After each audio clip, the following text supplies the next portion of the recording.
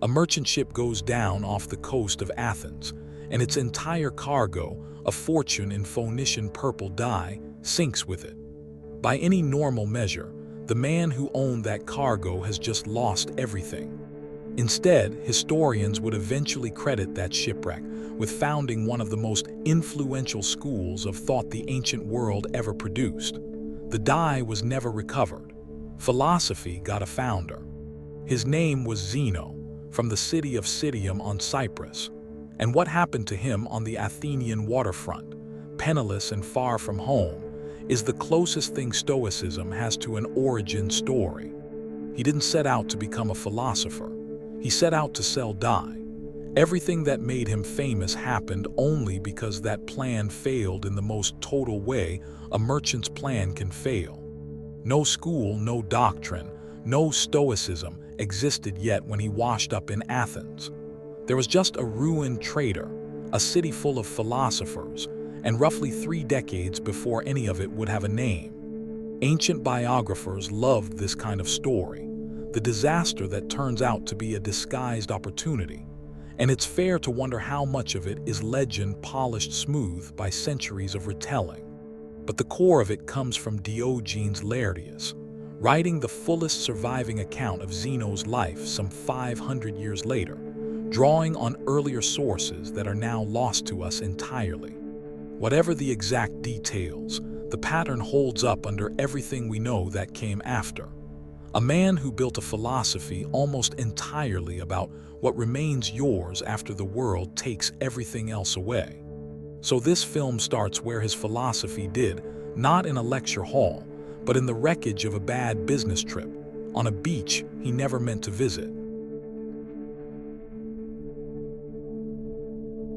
Zeno was born around 334 BCE in Citium, a Greek city on the island of Cyprus with deep Phoenician roots, a genuine crossroads where Greek and Semitic populations had been trading and intermarrying for centuries. Some ancient sources even call him the Phoenician, and later critics used that label as an insult, implying he wasn't Greek enough to count as a real philosopher. He never seems to have cared much either way. His father, Eminent, was a merchant, and by every account, a fairly successful one, sailing goods across the eastern Mediterranean the way merchant families had done there for generations. Eminent reportedly brought his son books from Athens on his trading runs. Early exposure to the philosophical culture of a city Zeno hadn't yet visited, picked up secondhand from a father's business trips. Among those books, according to the tradition, were works about Socrates, the condemned Athenian who'd spent his life asking uncomfortable questions in the marketplace and been executed for it decades earlier. By his 20s, Zeno had followed his father into the family trade, and he set out on a voyage that was, on paper, completely unremarkable. A merchant vessel loaded with Tyrian purple, bound for a Greek port to sell it. Purple dye wasn't a minor commodity. Extracted drop by drop from murex sea snails, it was worth more than its weight in silver, reserved for royalty and the very rich. This was a serious cargo, not a side hustle. Everything about the trip was designed to make Zeno richer, along exactly the lines his family had always gotten richer. That was the plan right up until the weather disagreed with it. He left Citium a merchant's son doing the family business.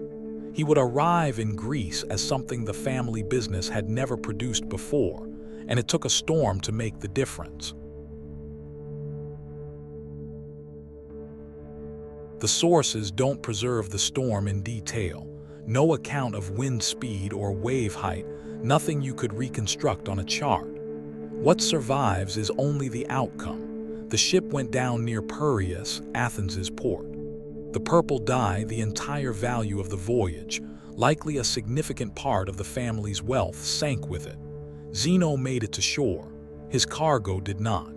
He was, by every practical measure that mattered to a merchant's son, ruined. Stranded in a foreign port with nothing to sell and, as far as the record shows, no clear way home. Diogenes Laertius reports what happened next with almost comic understatement. Zeno walked from the harbor up into Athens itself, and having nothing better to do, wandered into a bookseller's shop. It's worth sitting with how small that decision was.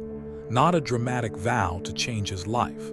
Just a ruined trader killing time in a city he had no particular reason to be in. In the shop, he picked up a copy of Xenophon's Memorabilia *, a memoir-style defense of Socrates, written by one of his former students after the Philosophers' execution.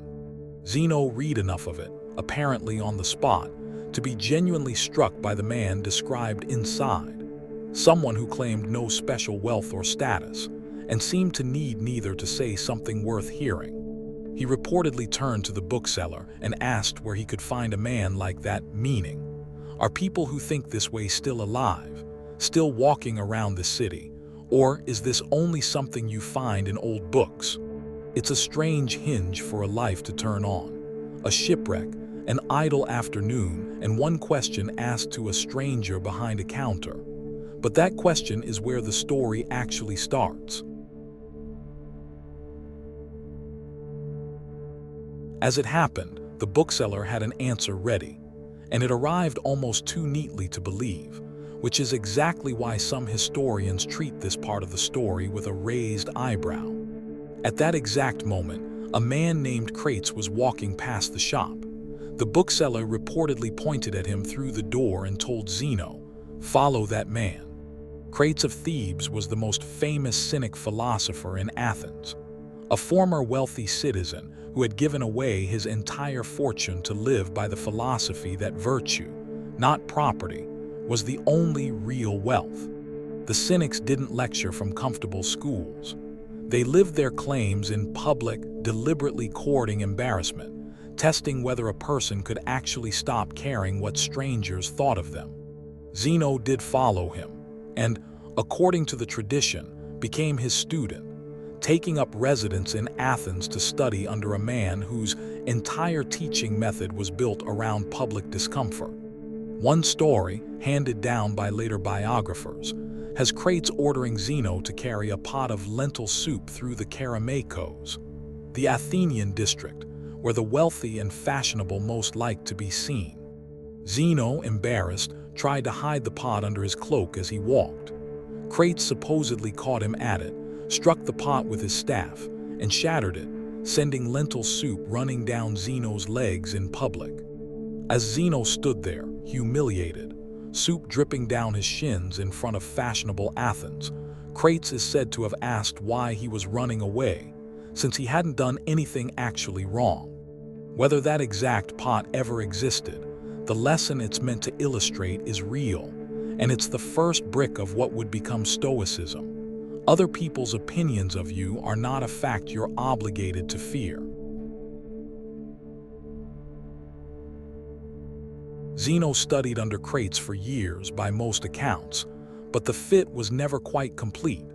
Cynic philosophy asked its followers to reject convention entirely, in public, without apology, and Zeno, by temperament, wasn't built that way. He was reportedly more reserved than his teacher, less willing to perform shamelessness in the street for its own sake, and he began studying with other Athenian philosophers alongside, and eventually instead of Crates. He studied logic and dialectic under Stilpo of Megara, and natural philosophy under Xenocrates and later Polemo at Plato's Academy.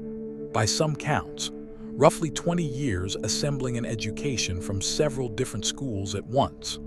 That's an unusual biography for a philosopher of this era. Most ancient thinkers were the product of one school, one teacher, one lineage they could point back to. Zeno's thought was stitched together from several. From the Cynics, he kept the core conviction that virtue alone is what matters, and that most of what people chase, wealth, status, reputation, is simply irrelevant to a good life, neither good nor bad in itself. From the Megarians and the Academy, he absorbed something the Cynics had mostly ignored: rigorous logic, careful argument, a respect for the mechanics of reasoning as a discipline worth mastering in its own right. Where a strict Cynic might simply live an example and let it speak for itself, Zeno wanted to explain why it worked, to build an actual, defensible theory of nature, logic, and ethics underneath the Cynic's blunt example. That synthesis, Cynic ethics married to academic rigor, is, in a real sense, the moment Stoicism stops being what Crates did and starts becoming its own distinct system, even before it had a name or a home. By around 300 BCE, roughly 3 decades after a storm off Piraeus ruined his cargo, Zeno was ready to stop being anyone's student. He needed only a place to stand and teach. The place he chose was ordinary, almost anticlimactic, a public colonnade in the Athenian agora called the Stoa Poikile, literally, the Painted Porch. It was called that because its interior walls were covered in large murals, including a famous depiction of the Battle of Marathon, painted generations earlier by the artist Polygnotus. Zeno didn't build a school building. He simply started teaching there in public, in a covered walkway anyone in Athens could enter, because, by one account, the hall he'd hoped to use was already occupied by another group. That practical, almost accidental choice of venue is the entire reason his followers came to be called Stoics, from Stoa, porch, rather than Zenonians, which is what people had been calling them up to that point. The setting shaped the substance. Teaching in an open public colonnade, not a private garden like Epicurus's school, meant anyone walking through the agora could stop, listen, and ask a question. Zeno's own life inside that porch stayed almost aggressively plain. Ancient sources describe him living on bread, water, honey, and a little wine. A diet with nothing in it, a wealthy Athenian would have recognized as a meal worth having. He reportedly wore the same thin cloak through Athenian winters that other men reserved for mild weather, and avoided the city's crowded festivals and public shows almost entirely, preferring the porch to the spectacle.